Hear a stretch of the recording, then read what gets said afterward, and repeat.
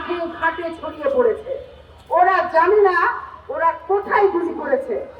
ওরা মনে করেছিল যে একটা মাথায় গুলি করলে সবকিছু স্তব্ধ হয়ে যাবে, বাকিরা হয়তো ভয় পাবে, থেমে যাবে। কিন্তু তাদের এই চোখ রাঙানিকে আমরা আরো দৃঢ়ভাবে বলতে চাই যে না। এবং আজ দেখেন যে শুধুমাত্র হাদির বয়সীরা কিন্তু এখানে এসে দাঁড়ায়নি। আজকে যারা দাঁড়িয়েছেন তারা মা, তারা বোন, তারা হাদির পাশে এসে দাঁড়িয়েছে। এবং একটা সন্তান যখন কোন পর্যায়ে না চলে গেলে তার মা রাস্তায় এসে দাঁড়ায়, আজ কিন্তু বাংলাদেশ সেই পর্যায়ে এসে দাঁড়িয়েছে।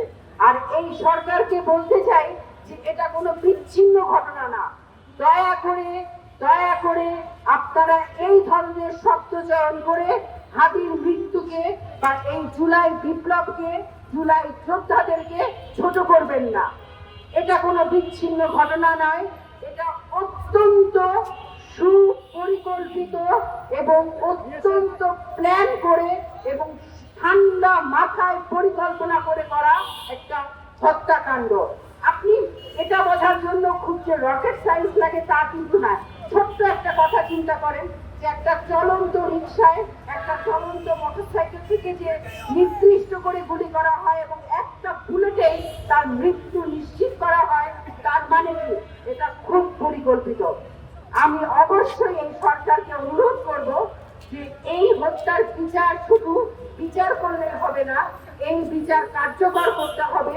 তার কারণ এর সাথে কিন্তু আমাদের বাকি অনেকগুলো প্রাণ এর সাথে জড়িত আছে। আপনারা লক্ষ্য করবেন যে তার পরপরই আরেকজন জুলাই যোদ্ধা যার লাশ উদ্ধার হয়েছে।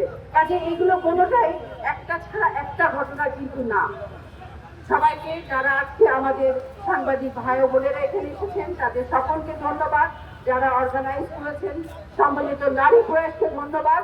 আর শুধু একটা কথাই বলতে চাই যে আজকেও যে শিশুটা জন্মগ্রহণ করেছে সে কিন্তু হাদির কথা জেনেই কিন্তু জন্মগ্রহণ করেছে। কাজেই তোমরা যারা আছো প্রতিবেশী ভারতে যারা বসে আছো, তারা কিন্তু ভেবো না যে তাদেরকে আমরা ছেড়ে কথা বলবো। সবাইকে অনেক ধন্যবাদ।